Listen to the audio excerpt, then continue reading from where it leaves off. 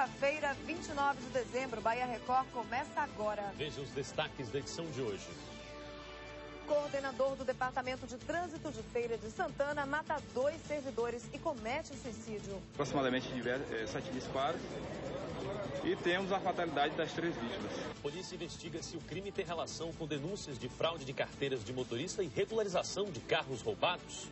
Há cerca de 25 dias, uma força-tarefa, coordenada pelo Detran da Bahia, está investigando os servidores do órgão aqui em Feira de Santana. Bandidos são baleados por passageiro durante tentativa de assalto a ônibus na capital. Me joguei no chão, quando eu olhei para o lado, eu vi o rapaz que estava no carro, o passageiro, estava armado, ele atirou que segundo ele era meliante. Nossa equipe de reportagem registra a presidente Dilma Rousseff caminhando na praia de Nema, onde está hospedada desde o começo da semana. E ainda o movimento de saída de Salvador por conta do Réveillon. No aeroporto, baianos exercitam a paciência para suportar a demora do embarque. O aeroporto aqui é uma loucura. Agora no Bahia Record.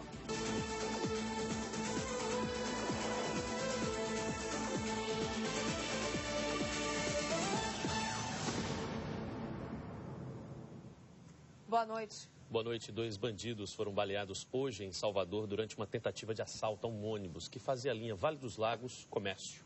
Um morreu e o outro está internado no Hospital Geral do Estado e o quadro de saúde é grave. O crime aconteceu na Baixa de Quintas. O assalto foi no início da tarde numa região movimentada da capital. O cobrador, ainda em estado de choque, conta os detalhes. Quando eu vi os tiros, eu não sabia o que era direito, eu me joguei no chão.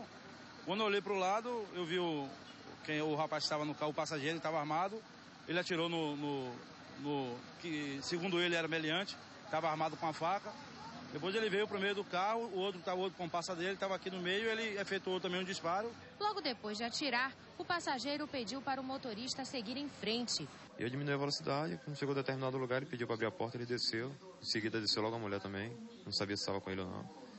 E mandou seguir a viagem. A primeira viatura que achasse vai encostar e pedir socorro. O motorista e o cobrador prestaram depoimento na delegacia de furtos e roubos.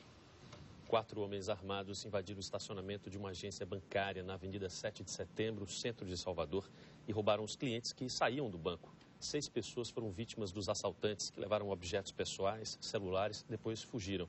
Os bandidos não chegaram a entrar na agência. Agora a gente fala de um assunto que tem causado muita polêmica nas ruas de Salvador desde o último dia 22. As placas que indicam a presença de radares não são mais obrigatórias, Juca. Pois é, Luiz, e a nova determinação do Conselho Nacional de Trânsito é uma tentativa de fazer os motoristas diminuírem ainda mais a velocidade.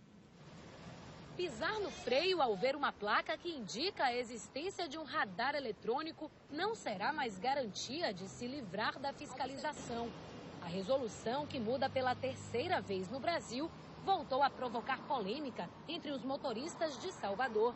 Eles costumam deixar escondido atrás de placas, atrás de carro, atrás de viatura e vai sempre penalizar o motorista.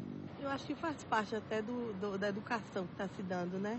Para as pessoas se educarem a andar na velocidade correta. Foi justamente este o argumento utilizado pelo Conselho Nacional de Trânsito, o CONTRAN, para tornar opcional para os órgãos municipais a colocação de placas como esta, obrigatórias desde 2006. A partir de agora, uma via pode ter radar sem que necessariamente exista ali um aviso para os motoristas. É inadmissível que os motoristas só cumpram o que é determinado, que está estabelecido, sobretudo em termos de limite de velocidade para uma via, se houver a punição. Porque eu estava vendo antes era isso. Quando ele sabia que havia uma fiscalização eletrônica, que havia radar, que ele poderia ser punido, ele aí imediatamente ele se adequava àquela velocidade. Agora, se não houvesse a placa advertindo que havia uma fiscalização eletrônica, ele não respeitava absolutamente o limite de velocidade, o que é um absurdo. A resolução vale ainda para as estradas, que de acordo com a nova regra também poderão abrigar radares móveis sem a necessidade de estudo prévio. Mas atenção, o CONTRAN exige que os equipamentos fiquem visíveis e, pelo menos em Salvador, a promessa é de que existam placas de indicação da velocidade da via em todos os pontos dos 50 radares instalados. Isso para evitar o quê? tem velocidade de 60, daqui a pouco cai para 50, depois cai para 40 e volta para 60 de novo, aí você fica todo atrapalhado. Então fica certo assim, sem as placas de aviso, mas com as indicações da velocidade das vias. Se a Transalvador e os motoristas fizerem cada um a sua parte, com certeza teremos um trânsito mais civilizado. Concorda? Aí melhora, né? Para todo mundo, né? O primeiro transplante de células-tronco do Brasil utilizando uma nova técnica, casos de meningite e crises nos hospitais. Veja agora o que aconteceu de mais importante na área da saúde em 2011, em mais uma reportagem da Retrospectiva.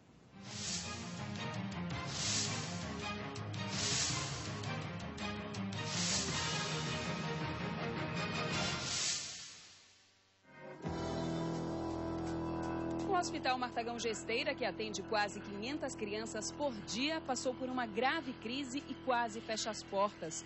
Tudo por causa de uma dívida da Prefeitura de Salvador que demorou para ser quitada. A instituição chegou a ficar uma semana sem receber novos pacientes. As mães foram às ruas protestar. Eu venho de longe para poder fazer esse tratamento dele aqui pelo SUS, que o Martagão é a única solução para mim. A crise no Martagão foi solucionada, mas houve outros problemas financeiros da Prefeitura que afetaram a população. 2 grandes postos de saúde que eram administrados pelas Obras Sociais Irmã Dulce foram devolvidos para a administração municipal. O motivo? Dívidas de quase 20 milhões de reais. Felicidade sem tamanho. Um recém-nascido chamou a atenção nesta maternidade em Salvador. Gustavo nasceu com 6 quilos e 700 gramas. Ficou conhecido como bebê gigante. A única dificuldade vai ser encontrar roupas para ele, já que tudo que ele ganhou até agora não vai ser utilizado. Alegria coletiva. Uma mulher entrou em trabalho de parto dentro de um ônibus em Salvador. A correria foi geral. Motorista, cobrador e passageiros apressados para chegar ao hospital. A criança nasceu ali mesmo, no corredor do veículo. Já em Feira de Santana, uma história parecida terminou em tragédia. Uma mulher deu à luz dentro de um táxi na porta da emergência do Hospital Clériston Andrade. O bebê morreu sem receber cuidados médicos. Infelizmente, ninguém faz nada. No mesmo hospital, outros 2 casos chamaram a atenção. Iracema Souza Santos, que pesava 200 quilos, sentiu-se mal e foi procurar atendimento. Acabou morrendo e a família reclamou de negligência médica. Um idoso também morreu antes de ser atendido.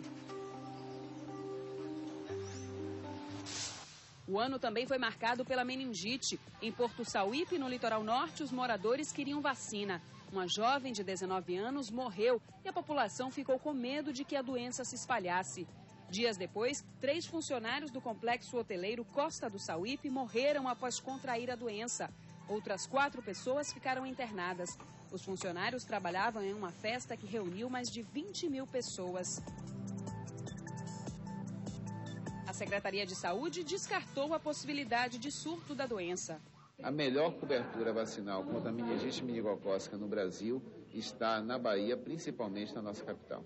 Se não teve surto, houve sim motivos para preocupação. Segundo a Secretaria de Saúde, até o final do mês de novembro foram registrados quase 1.700 casos de meningite no estado. Mais de 100 pessoas morreram. Os números são menores que os do ano passado. Mas este ano, um caso chamou a atenção, não só da Bahia, mas do Brasil inteiro. A cantora Ivete Sangalo passou 4 dias internada aqui, neste hospital, vítima da doença. Ela passou os dias na cama e se comunicou com o mundo através de uma janela. Isolada dos amigos e da família, Ivete não perdeu o bom humor nem no hospital. Fizeram alta. Eu acho que eles não estavam me aguentando mais. Vai embora, minha filha, descansar em casa.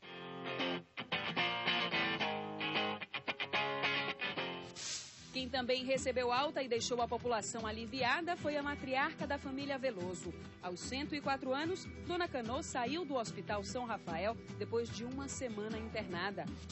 A Bahia saiu na frente. O primeiro transplante de células-tronco do Brasil, utilizando uma nova técnica, foi feito aqui.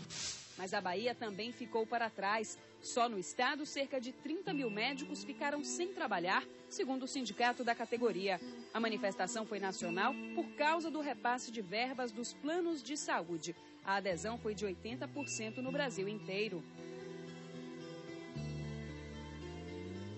E na queda de braço entre governo e sindicato, o paciente é quem acaba levando a pior. Veio o paciente 9 horas da manhã, para o exame ser feito às 19h30, é terrível. Sinceramente, não tem quem aguente. Eu tô aguentando mais meu irmão no sofrimento desse, pelo amor de Deus.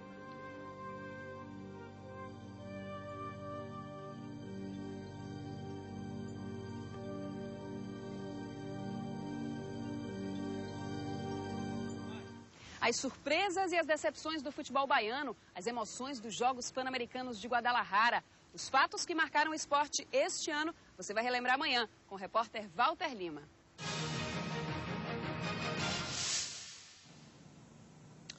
A seguir, 3 funcionários do Departamento de Trânsito de Feira de Santana são encontrados mortos. E ainda a nossa equipe de reportagem registra a caminhada da presidente Dilma Rousseff na praia de Inema, onde está hospedada desde segunda-feira. Agora você vê imagens ao vivo da Avenida Garibaldi, trânsito tranquilo neste início de noite nesta quinta-feira. Agora são 8 horas e 6 minutos. O Bahia Record volta já. Bahia Record, oferecimento.